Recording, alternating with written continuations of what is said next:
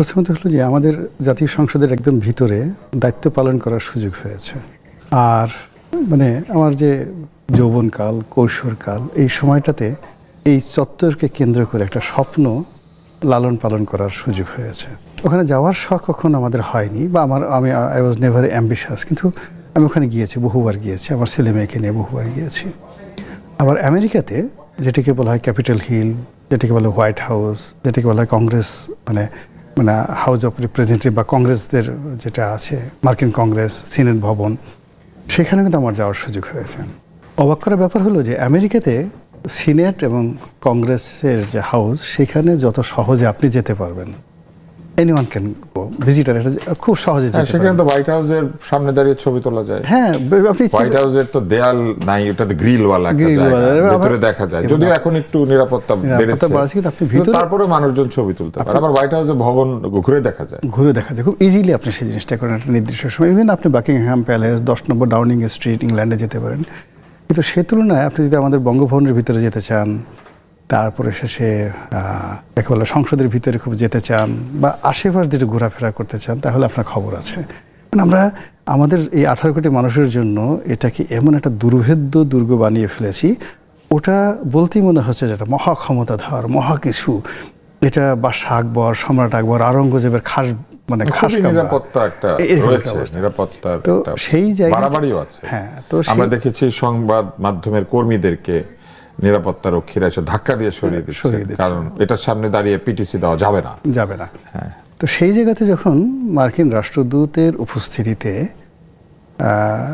তাদের যে স্বাধীনতা দিবস 4 জুলাই পালিত হলো, তো দেখলাম যে ওই লাল ইটের যে ভবন, সেটাকে আরও রক্ত করবীর মতো করার জন্যে লাল কার্পেট বিছানো হয়েছে। তারপরে সেখানে আপনি জানেন যে দূতাবাসে কিছু মার্কিন সৈন্য কাজ করে, তো এরকম মার্কিন সৈন্য তারা বুট পরে ওখানে সেই গার্ড অফ অনার দিয়ে আমাদের এখানে নিযুক্ত যে রাষ্ট্রদূত, তাকে গার্ড অফ অনার দিয়েছে। আর ওখানে মার্কিন জাতীয় সঙ্গীত বেজেছে, এবং আমাদের ওই ভবনে আমাদের সেখানে মার্কিন পতাকা, আর কি সিঁড়িতে পতাকা, মার্কিন পতাকা পথ কিছু উড়েছে। আর এখন মিস্টার ব্রেন্ট ক্রিস্টেনসেন যিনি আছেন, এ বিশাল আকৃতির, মানে একেবারে আমাদের ওনার দশাশয়ী। আমরা হ্যারিকে টমাসকে এরকম দশাশয়ী দেখি। কিন্তু হ্যারি টমাস এত লম্বা না।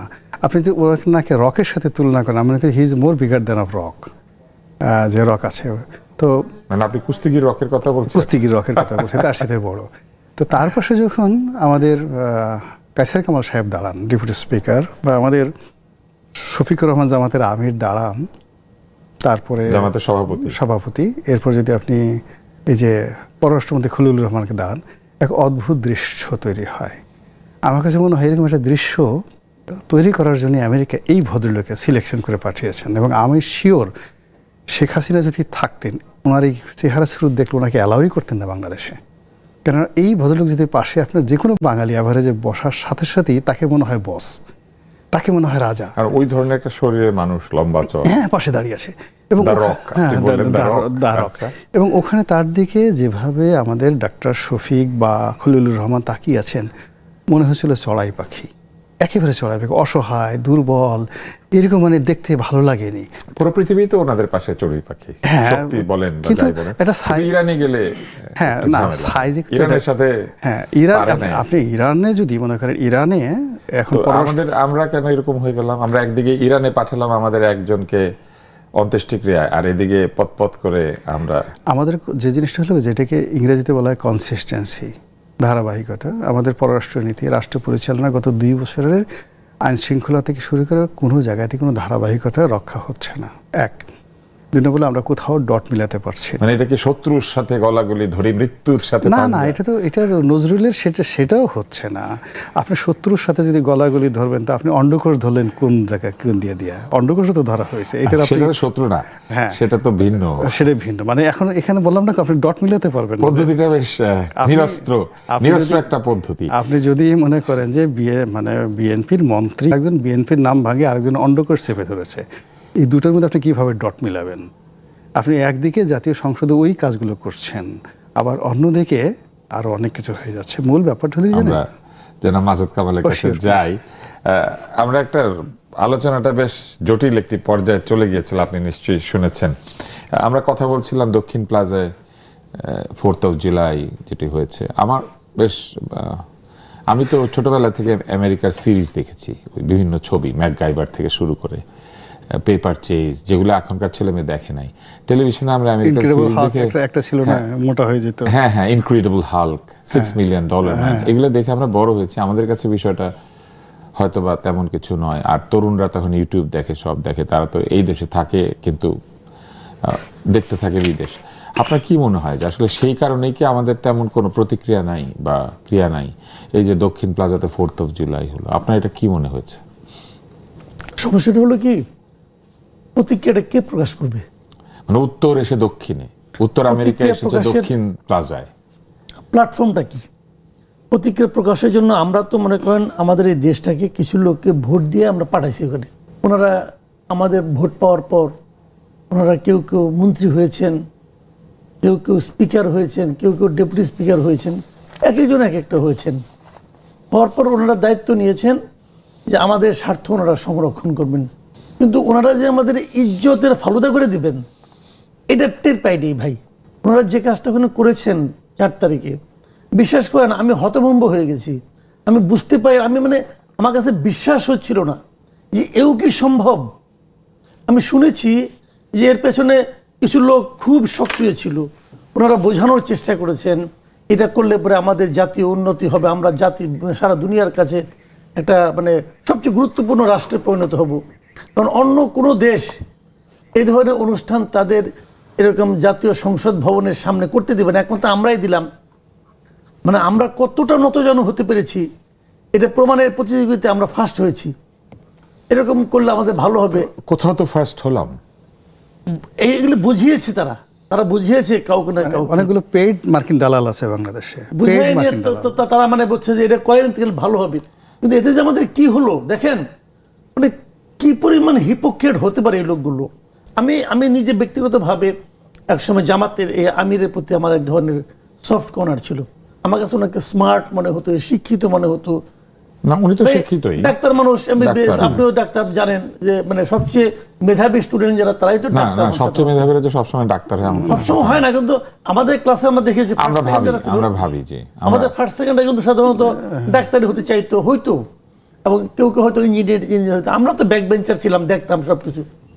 তো উনি একজন ডাক্তার মানুষ, উনি এখানে দাঁড়াই বলতেছেন যে উনি যুক্তরাষ্ট্রকে ধন্যবাদ দিচ্ছেন কারণ যুক্তরাষ্ট্র মধ্যপ্রাচ্যের যুদ্ধ থামানোর উদ্যোগটা নিয়েছে। শুরু করলো কে? আমি না, শফিকুল রহমান বলতেছে। তো আমি ভাবতেছিলাম যে যুদ্ধটা লাগালো কে? এটা তো আমারও এখানে আপনার কথা শুনে মনে হচ্ছে যে তাহলে যুদ্ধটা লাগালো কে?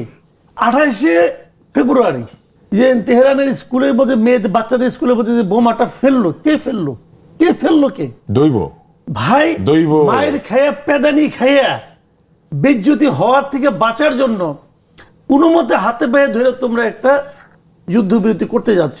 আর এই জন্য আমাদের শফিক সাহেব ওনাদেরকে ধন্যবাদ দিচ্ছেন। এই শফিক সাহেবকে আমি একবারও তো শুনলাম না যে তেহরানে যারা আক্রমণ করছে সেই আক্রমণের কারণে উনি কখনো নিন্দা প্রকাশ করেছেন, একবারও তো শুনি নাই। উনি তো আবার জামায়াতে ইসলাম তো না, উনি তো একটা ইসলামের নামধারী প্রতিষ্ঠানের সংগঠনের উনি আমির। ওনার জন্য কখনো তো দেখিনি এই পর্যন্ত এই পুরা মধ্যপ্রাচ্য। তার মানে কি রাজনীতি অথবা আমাকে যদি কিছু দেওয়ার একটা সম্ভাবনা তৈরি হয়, এই আকাঙ্ক্ষায় মানবিকতা, জাতীয়তা বোধ, এমনকি ধর্ম সবকিছু তুচ্ছ হয়ে গেল, সবকিছু তুচ্ছ হয়ে গেল। আমি হতভম্ব হয়ে গেছি যে এই লোকটা এত বড় হিপোক্রেট কি করে হয়।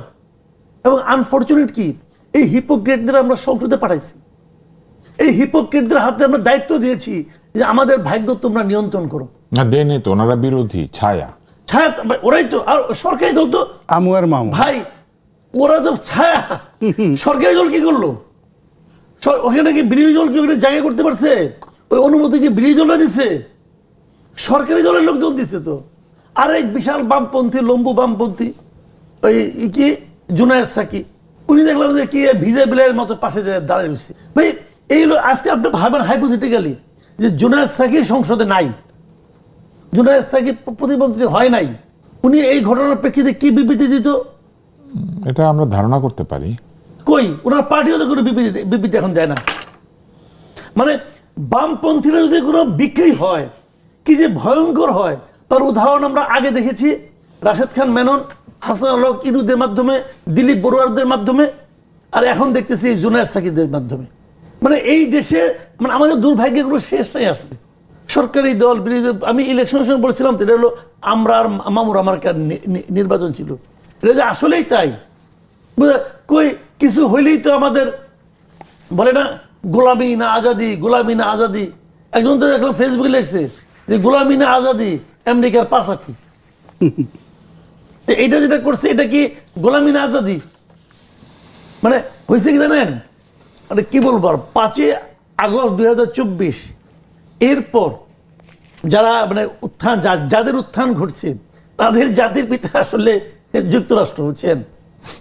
যে 3টি বই রাখার ব্যাপারে একটি নির্দেশনা জারি করেছিল শিক্ষা মন্ত্রণালয়, আবার সেটা বাতিলও করে দিয়েছে। আপনার কি মনে হয় যে মাননীয় প্রধানমন্ত্রী যেভাবে নির্দেশনা দিচ্ছেন, যেমন তিনি তার নিজের ছবি ব্যবহার করতে নিষেধ করেছেন, এই যে 3টি বইয়ের যে কাহিনী, এটা যে বাতিল হয়েছে, এটা বোঝাই যায় যে এটা মাননীয় প্রধানমন্ত্রী আসলে বলেছেন বাতিল করতে, নইলে তো বাতিল হওয়ার কথা না। উনি যা চান না, ওনার দলের লোকজন সেটা চায় কেন? ওনার প্ল্যান কি তারা বুঝতে পারছে না, বা বুঝেও তারা আগের নিয়মে চলার চেষ্টা করছে? সরকারের যে কোঅর্ডিনেশনটা, সেই কোঅর্ডিনেশনটা আসলে স্যাটিসফ্যাক্টরি না। এবং এটা বোঝা যায়, আপনি দেখবেন যে যখন এটা খুব স্বাভাবিকভাবে মানে সব কিছু চলে, সেটা একটা রিদম থাকে। তো সরকারি যারা মন্ত্রী আছেন, সংসদ সদস্য আছেন, কারোর হাঁটা চলার মধ্যে সেই রিদমটা হাসি খুশি ভাব দেখা যাচ্ছে না। এমনকি প্রধানমন্ত্রী যে কথাগুলো বলছেন, বক্তব্য দিচ্ছেন, চলাফেরা করছেন, তিনি হাসার চেষ্টা করছেন, কিন্তু আমার কাছে ঠিক ওই ধরনের একটা কনফিডেন্স আছে না, যে ঠিক আছে, একটা ওনারশিপ, কনফিডেন্স, একটা ভিশনারি, আমি এই বছর 5 বছর সুন্দরভাবে কাজ করব, আনইন্টারাপ্টলি সমস্ত মানুষের হৃদয় জয় করব, এবং আমার কর্মের মধ্যে আমি এমন একটা অমরত্ব লাভ করব যে কর্ম দিয়ে আমাকে পরবর্তী 5 বছর আবার আমাকে দায়িত্ব দেওয়ার জন্য মানুষ পাগল হয়ে যাবে। ঠিক এরকম যে মানে একটা ভীষণ থাকে, একটা মাস্টার প্ল্যান থাকে, ঠিক ওই রকম আমার কাছে সরকারের কোনো কর্মকাণ্ডে মনে হচ্ছে না। এখানে মনে হচ্ছে যেভাবে একজন শিক্ষামন্ত্রী সারা দেশ মানে দৌড়াচ্ছে, তো এখন ছাত্ররা বলছে যে আরে বাবা, উনি পরীক্ষা নিয়ে দৌড়াচ্ছে কেন? পরীক্ষা তো সেকেন্ডারি স্তর, ফার্স্ট স্তর তো এডুকেশন। তা আমাদের তো এডুকেশনই ঠিক হচ্ছে না। এবং 8-9 ছেলেরা মেয়েরা এই ধরনের কথা বলছে যে আমাদের যে শিক্ষামন্ত্রী দৌড়াদৌড়ি করছে পরীক্ষা নিয়ে, পরীক্ষা দিয়ে কি হবে? শিক্ষাই তো নাই, দের ইজ নো এডুকেশন। তো উনি তো আগে এডুকেশনের জিনিসটা ঠিক করতে হবে। আবার দেখা গেল আমাদের স্বাস্থ্যমন্ত্রী খুব দৌড়াদৌড়ি করছেন, সবাই তো এখন তাকে ফাটাকেষ্ট হিসেবে অভিহিত করে ফেলেছেন, কথাবার্তা সেভাবে বলছেন, এটা বন্ধ করো, ওটা করো, ওটা করো। ওনার কাছে আসলে লাইসেন্স বন্ধ করা ছাড়া আসলে অন্য কোনো সমাধান নাই। তো এই যে কর্মকাণ্ডগুলো করছেন 2-3 বা অন্য সবাই, মানে এগুলো হলো জনগণকে অল অন এ সার্টেন কিছু একটা দেখানো, বোঝানো যে আমরা আসলে কিছু একটা করছি, একটা সিনেম্যাটিক। কিন্তু রাষ্ট্র পরিচালনা তো আসলে সিনেম্যাটিক নয়। এখানে ভিশন থাকে, মিশন থাকে, এখানে হেরিটেজ থাকে। এবং রাষ্ট্র এমন একটা জিনিস, আপনি দেখেন এই ঢাকা শহরে এরকম অনেক জমি আছে যেগুলোকে বলা হয় লাখেরাস, যেটা ইখতিয়ারউদ্দিন মোহাম্মদ বিন বখতিয়ার খুলজি বাংলাদেশে যখন আসছে, এসে কিছু সম্পত্তিকে বলছে এগুলো ট্যাক্স হবে না, লাখেরাত সম্পত্তি, সেইগুলো সকলের এজমালি। হ্যাঁ, সেইগুলো কিন্তু দেখেন পরবর্তী সরকারগুলো ধারাবাহিকতা বজায় রেখেছে এবং এখনো পর্যন্ত এরকম অনেক সম্পত্তি আছে, সেটা আছে। তাহলে বুঝেন রাষ্ট্র পরিচালনা, সরকারের খাস যেগুলি সেগুলো তো আসলে ক্ষতি। হ্যাঁ, তো যার জন্য সরকারের যে কোনো কাজই হলো এটা ধারাবাহিকতা রক্ষা করা, ধারাবাহিকতা রক্ষা করা। এখন আমাদের এই যে 91 থেকে মুঘল ধারাবাহিকতা আছে, ব্রিটিশ ধারাবাহিকতা আছে, আমাদের এই অল্প কিছু সরকার, অল্প কয়েকদিনে, তারা কেন একজন আরেকজনের ধারাবাহিকতা রাখতে চায় না? সেটা রাখছেন। এটা হলো মানে তারা ওই ধারাবাহিকতা রাখার কারণে তারা ব্রিটিশ হতে পেরেছে। ওই ধারাবাহিকতার কারণে আজ আমরা মুঘলদের কথা বলি।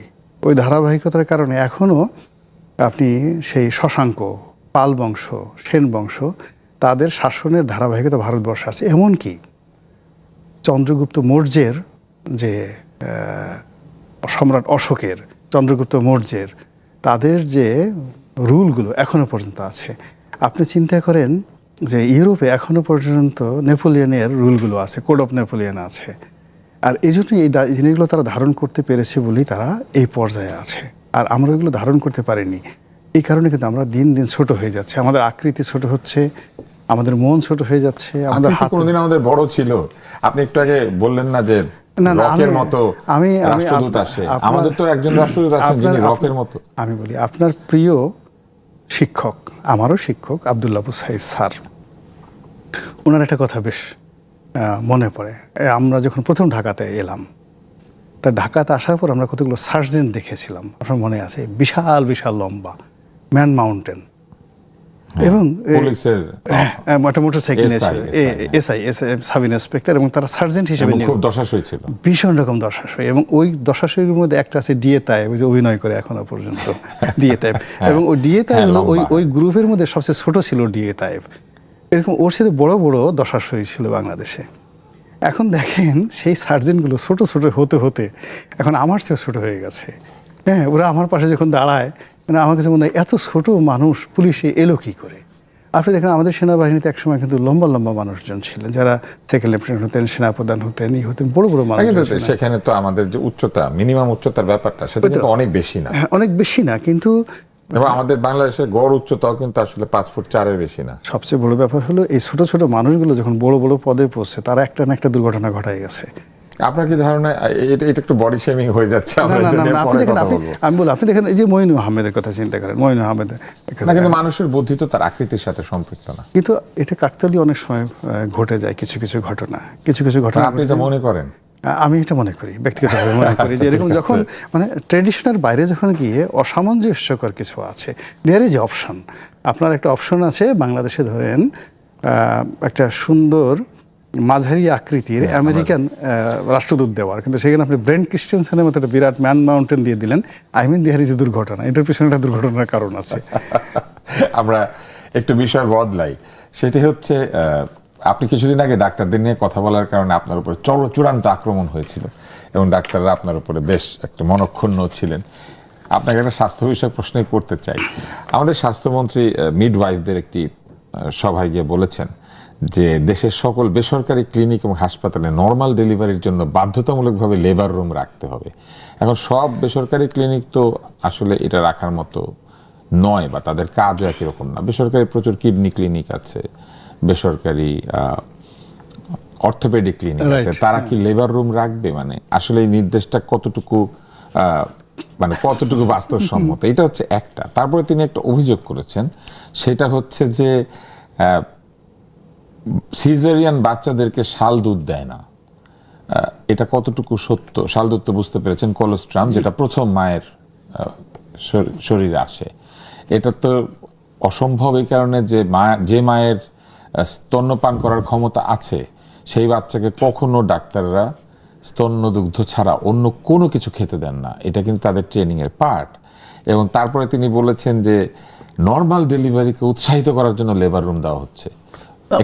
একটি ঘরের সাথে উৎসাহ দেওয়ার সম্পর্কটা কোথায়? মানে লেবার রুম থাকলে কি লোকজন সেখানে ঢুকে যাবে নর্মাল ডেলিভারির জন্য? দেখেন, কয়েকটা জিনিস আমি বলি এখানে, কারণ সিদ্ধান্ত তো নেয় ডাক্তার এবং রোগী উভয় মিলে। আমাদের এই স্বাস্থ্যমন্ত্রী সাহেবের ব্যাপারটা হলো কি, আমার কেন যেন মনে হয় উনি কিছু দেখাতে চান। উনি একটা সিদ্ধান্ত নিয়ে আসছেন, আমি কিছু দেখাবো, আমি কিছু চমক সৃষ্টি করব। এখন চমক সৃষ্টি করতে গেলে ওই সংশ্লিষ্ট বিষয়ে একটা মিনিমাম ধারণা থাকা ওনার প্রয়োজন। ওনারা বোধহয় কেউ একজন বলেছে যে আজকালকার ডাক্তাররা তো শাল দুধ খাওয়ানোর ব্যাপারে উৎসাহ দেয় না, কেউ একজন বলেছে, যে একজন বলেছে, উনি এটা বিশ্বাস করেছেন। কিন্তু উনি যারা ওনাকে বলে, এটা তো কারোর সাথে উনি যাচাই করে নেবেন। যাচাই করা উচিত। ওনার অতটুকু ধৈর্য নাই, উনি তো ভাবছেন যে পরে আমি ভুলে যাবো, আগে ইনস্ট্যান্ট বলে নেই। আর লেবারের মধ্যে ব্যাপারটা উনি বলেছেন যে নর্মাল ডেলিভারি, শুধু বেসরকারিকে কেন নির্দেশ দেন? সকল সরকারি হাসপাতালে তো লেবার রুম নাই।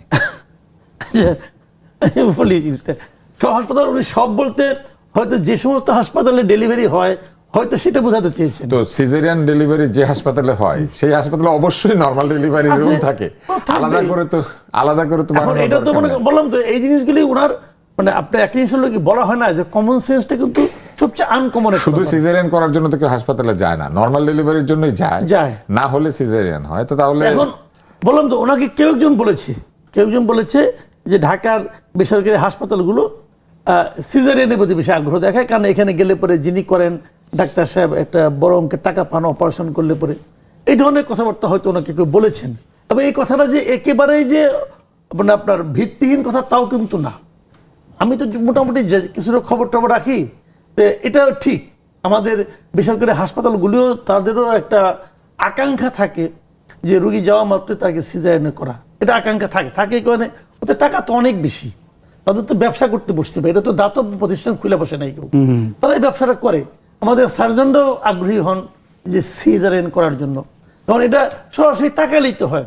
আপনি দেখেন ঢাকার কয়েকটা হাসপাতাল দেখেন না, সিম্পল আপনি যান এখানে এভার কেয়ারে যান, ইউনাইটেডে যান, স্কোয়ারে যান, ল্যাব এডে যান, এগুলোর সঙ্গে আপনি তুলনা করেন তো, গণস্বাস্থ্যের কথা তুলনা করেন, অথবা আজিমপুর ম্যাটার্নিটির কথা আপনি ই করেন, মানে কম্পেয়ার করেন, অথবা আপনি যে 8 দিন হাসপাতাল ছিল যেটা ওইটা, অথবা কমিউনিটি হাসপাতাল যেটা ছিল আছে এখনো, এগুলো আপনি কম্পেয়ার করে দেখেন, পার্সেন্টেজ দেখলে আপনি বুঝবেন যে আকাশ পাতাল, মানে 80-20, মানে এক জায়গায় 80% সিজারিয়ান, আরেক জায়গায় 80% নর্মাল। তো ওটা বোঝা যায় এখানে কিছু ব্যবসায়িক ব্যাপার আছে। তো ওনাকেও তো এগুলো কেউ দেখাইছে। এখন উনি জিনিসটা ওই যে বললাম যে কমন সেন্স হলো খুবই আনকমন একটা ব্যাপার, তো ওনার অবস্থা ওইটার মধ্যে ঢুকে গেছেন। উনি আংশিক শুনে আংশিক বুঝছেন, আংশিক বুঝে বিশাল এক গর্জন দিচ্ছেন। কারণ মন্ত্রীরা তো কিছু বলেন না, মন্ত্রীরা গর্জন দেন, গর্জন দিচ্ছেন। এখন এই গর্জন শুনে যারা জিনিসটা বুঝে তারা মৃদু মৃদু হাসতেছেন। তো এটা হয়।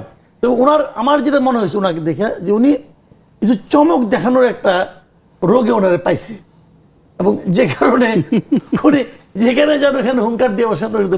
আমার কাছে ওনার প্রতি অনুরোধ হলো একটু স্টাডি করা উচিত ওনার। আমরা জেনেছি যে মাননীয় প্রধানমন্ত্রী নাকি তার বেতনের একটা অংশ শহীদ রাষ্ট্রপতি জিয়াউর রহমানের মতো সরকারের কাছে ফেরত দিয়ে দেন, এবং যেটা আমরা জানতে পেরেছি যে অন্যরাও যাতে দেন সেটাও তিনি একটা অনুরোধ করেছেন।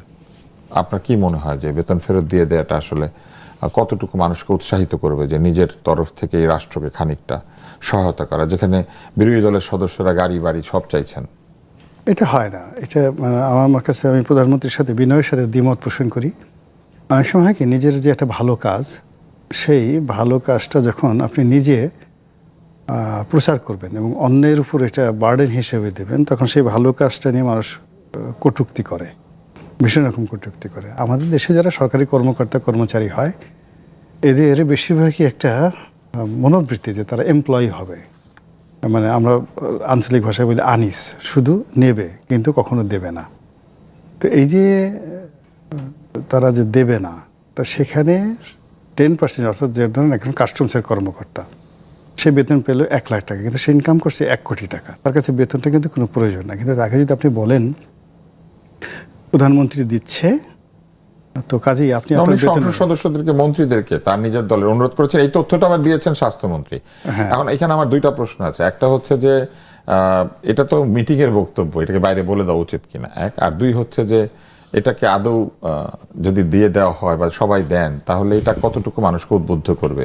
কোনো উদ্বুদ্ধই করবে না, এতে কিছু আসে যায় না। এখানে একজন সংসদ সদস্য, সে কোনো সংসদ সদস্য তো 50 কোটি 100 কোটি টাকা নির্বাচনে খরচ করে এখানে আসছেন, ফলে সে 2 লাখ টাকা বেতন পাচ্ছে, এখান থেকে 20,000 টাকা সেখানে জমা দিচ্ছেন। এই পুরো জিনিসটাই তার কাছে হাস্যকর। এমপিদের কাছে, আপনি নিজেও তো এমপি ছিলেন, আপনার কাছে কি এটা হাস্যকর? আমার কাছে হাস্যকরই মনে হয়েছে। আমার কাছে, আমি যে একটা গুড জেস্টার না যে একটা মানুষ তার নিজের খানিকটা অংশ ফেরত দিচ্ছে ভালো কাজের জন্য? ফেরত না, অনেক এমপি আছেন ভালো কাজের জন্য দিচ্ছে না, অনেক এমপি আছেন যারা মনের আনন্দে নিজের উপার্জিত অর্থ থেকে দেখা গেল তার নির্বাচনী এলাকায় জনগণের জন্য মাসে 10 লাখ টাকা খরচ করেন। এরকম অনেক সংসদ সদস্য এই পার্লামেন্টেও আছেন। ফলে এটা আসলে বলে হয় না। যারা এখানে আছেন, অনেক সংসদ সদস্য আছেন যারা গরিবের টিআর বিক্রি করবেন, কাবিখা বিক্রি করবেন, টেন্ডারবাজি করবেন, কমিশন নেবেন, এটা যেমন সত্য। আবার অনেক সংসদ সদস্য আছেন নিজের উপার্জনের অর্থবৃত্ত মানে কোটি কোটি টাকা জনগণের জন্য খরচ করবেন। আপনি চিন্তা করেন যে একজন মহসিন আলী ছিলেন, দেখতে অত ইমপ্রেসিভ ছিলেন, আওয়ামী লীগের এমপি ছিলেন, মহসিন আলী সমাজ কল্যাণ। ওনার বাড়িতে, এই যে উনি যখন মন্ত্রী বাড়িতে থাকতেন, সবসময় 200-300 লোক সেখানে থাকতো। গ্রাম থেকে যত লোক আসতো টিনের ঘর উনি করে দিয়েছিলেন মন্ত্রী পাড়াতে, সারাক্ষণ রান্না বাড়া হতো। আর এই খরচ উনি গ্রাম থেকে প্রতি বছর জমি বিক্রি করে তারপর শেষে তিনি মানুষকে খাওয়াতেন। ওনার মৃত্যুর পরে আমরা ওনার এই যে ভালো যে গুড ডিশ, এগুলো জানতে পেরেছি। সেটা কি ঠিক ছিল? জমি বিক্রি করে উনি এলাকার লোকজন না, এটা তার ভালো লাগছে। তো এটা একই রকম না, বেতনের না, না। টাকাটা দেওয়া তো একই কথা। না না, একই। যেটা হলো কি, শুনেন, আমি যেটা বলছি যে এখন যে লোক এই কাজ করছে তার কাছে তো, যে লোক জমি বিক্রি করে দিচ্ছে তার কাছে তো 10 লাখ, মানে 10,000 টাকা 20,000 টাকা সরকারি ফান্ডে দেওয়া কোনো বিষয় না। আবার যে লোক ধরেন একটা গ্রামে 40 দিনের কর্মসূচি যায়, তো 40 দিনের কর্মসূচিটা হলো এরকম যে বর্ষাকালে কোনো কোনো এলাকাতে কাজ থাকে না, বা জেলেদের চাল, হ্যাঁ, তখন তারা অন্য কাজ করেন, অনেকে ঢাকা শহরে চলে আসেন, চলে রিকশা আসে। চালান। ওদেরকে সরকারের একটা সাপোর্টিং থাকে। যেমন আমাদের নির্বাচনী এলাকাতে একটা নির্বাচনী এলাকায় 10 কোটি 12 কোটি টাকা এরকম 40 দিনের কর্মসূচি বাবদ যায়। এমপি সাহেবের কাছে যায় না, এটা পিআইওর মাধ্যমে যায়, কিন্তু এটা এমপি সাহেব ইচ্ছে করলে এখান থেকে টাকা মেরে দিতে পারে ভুয়া প্রকল্প দেখে, এবং অনেক এমপি 40 দিনের কর্মসূচির পুরোটাই লোপাট করে ফেলেছে। এরকম অসংখ্য ঘটনা আছে, মানে এই গরিব মানুষের টাকা। তো এই ডিফারেন্সটা আসলে আপনার তো দৃষ্টিভঙ্গি। সেটা তো আগে সরকারে, এখন তো আমরা এটা হবে না বলে আশা করি। না না না, এটা চলমান, এটা ভালো মানুষ সবসময় ছিল। আপনি দেখেন আগে যে সকল চাঁদাবাজি হয়েছে, এখন তার চেয়ে খারাপ চাঁদাবাজি হচ্ছে না, কিন্তু আগে যে ভালো সিসি ক্যামেরাতে যেসব ভিডিও আসছে এগুলো তো দেখা যাচ্ছে না। সেটা একটু দেখা যাচ্ছে, দুঃখজনক। দুঃখজনক। আবার আগে যে ভালো কাজগুলো হয়েছে, ওইরকম পাল্লা দিয়ে গত 4 মাসে বা ইনুস জামানাতে একটা ভালো কাজ হয়েছে আপনি তো দেখান তো, যেরকম মানে সারা দেশ, মানে একজন সংসদ সদস্য, একজন মন্ত্রীর কোনো মানবিক কর্মকাণ্ডে আমরা উদ্বুদ্ধ হয়ে পড়েছি, নট লাইক দ্যাট। সেরকম ইভেন রাষ্ট্রীয়ভাবে ধরেন এরশাদ সাহেব বলেন, বেগম জিয়া বলেন, শেখ হাসিনা বলেন, তারা যে কর্মকাণ্ডগুলো করেছেন তাদের অনেক ভুল ভ্রান্তির পরেও আপনি মেনশনেবল অনেকগুলো মানবিক কর্মকাণ্ড আছে। সেই স্কুল ফিডিং থেকে শুরু করে গরিবের বাসস্থান স্থাপন করা থেকে শুরু করে ম্যানি কিন্তু গত 2 বছর আপনি দেখেন তো এই রাষ্ট্র, এখানে কিন্তু প্রধানমন্ত্রী একটা 2 বছরে তো প্রধান উপদেষ্টা ছিল, এখনকার প্রধানমন্ত্রী অল্প কিছুদিন হয়েছে এসেছেন। মর্নিং সোজদার ডে, মানে 4 মাস হলে 4 মাসে তো দৃশ্যমান অনেক কিছু হতে পারতো, অনেক কিছু হতে পারে, কিন্তু ওই জিনিসগুলো মানে আপনি এখনো দেখতে পান নাই বলে মনে করেন? না, আমি এখনো শুনতে পাইনি, দেখতে পাইনি, হয়তো আমি অন্ধ বা আমার কান জনাব মাসুদ কামাল, আপনার কি মনে হয় এটা তো একটা ভালো জেস্টার, যেটা অবশ্য আমাদের স্বাস্থ্যমন্ত্রী বলে দিয়েছেন বলে আমরা জানতে পেরেছি। তো একই প্রশ্ন আপনার কাছেও, যে এটা কতটুকু মানুষকে উদ্বুদ্ধ করে? আমি মাঝে মাঝে বলি, আমার না এই আমাদের যে প্রধানমন্ত্রী যিনি আছেন ওনার জন্য মাঝে মাঝে আমার খুব মায়া হয়। এই কারণে উনি যাদেরকে ওনার মতো লোক মনে করেন তারা আসলে অন্যরকম লোক, এটা উনি বুঝতেও পারেন না, বারবার খালি চেষ্টা করে যাচ্ছেন। হয়তো পারেন, কিন্তু এত মানুষের মধ্যে থেকে উনি বেছে নেবেন কিভাবে? না, আমরা আমি তো এই বলি লোকগুলিকে আপনাকে- আমরা বেছে দিয়েছি, কারণ আমরা ভোট আমরা বেছে দিয়েছি। দেয়নি, উনি বেছে নিয়েছেন। আমরা ভোট দিই নাই তাদেরকে। না, আমরা ভোট দিয়েছি, কিন্তু আমরা তো ভোট দিয়েছি 300 জনকে, উনি তো বেছে নিয়েছেন 50 জন 60 জনকে। তো আমি যেটা বলছিলাম, যেমন ধরেন উনি উনি একটা উদাহরণ তৈরি করতে চেয়েছেন, বেশি টাকা না, কিন্তু বেতনের 10% দিলে কত হয়? একজন 1,000 টাকা, 10,000 টাকা। এমপি বেতন হলো 55,000 টাকা মাত্র, 5,500 টাকা। 5,500 টাকা। এটা কোনো টাকাই তো না। এটা দিলে কি হয় জানেন? এটা দিলে কিন্তু অর্থনীতি চেঞ্জ হয়ে যাবে না, বাট মানুষের মধ্যে একটা মেসেজ যাবে যে কিছু করো, কিছু যে দাও। এই লোকগুলো নিতে আসে নাই, দিতে আসছে। সেটা কিন্তু এই জায়গাটা, এবং প্রাইম মিনিস্টার যখন বলছিলেন যে আমি সরকারি গাড়ি নেব না, আমি সরকারি তেল নেব না, একটা মন্ত্রী সরকারি তেল কতটুকু পায়? দিনে পায় 18 লিটার মাত্র, সারাদিনে 18 লিটার তেল পায়। 18 লিটার তেলের দাম কত? 2,000 টাকা। খেয়াল করেন, দাম 2,000 টাকা মাত্র, দিনে সে 2,000 টাকা স্যাক্রিফাইস করতে পারতেছে না কেন? তুমি গাড়ি না, নেবেন মাসে না, তো 60,000 টাকা, হ্যাঁ, তার বেতনের চেয়ে বেশি। না না না, ওটা হোক, বেতনের চেয়ে বেশি হোক, সে তো ওই বেতনের জন্য ইলেকশন করে না রে ভাই। এটা তো একটা ব্যাড ইনভেস্টমেন্ট। আপনি 5 কোটি টাকা খরচ করে 55,000 টাকা বেতন পান, এটা তো একটা ব্যাড ইনভেস্টমেন্ট। কাজে এটা তো ইনভেস্টমেন্ট হিসেবে না। আমার বক্তব্য হলো এগুলো মানসিকতার ব্যাপার, যে উনি যখন গাড়ি না নেন, উনি যখন বলেন, উনি কি মনে করে বলছিলেন বলেন তো? উনি এইভাবে মনে করেছিলেন যে আমি যখন বলবো যে আমি সরকারি গাড়ি নেব না, তখন আমার কলিগরাও বলবে আমরাও নেব না। কলিগরা তো এসে গাড়ি চাইলো, কিন্তু কলিগরা চালাক হয়ে গেছে। চালাক হয়েছে কেমন করে? তারা ভাবছে যে এই লোকের প্ররোচনায় ভোলা যাবে না।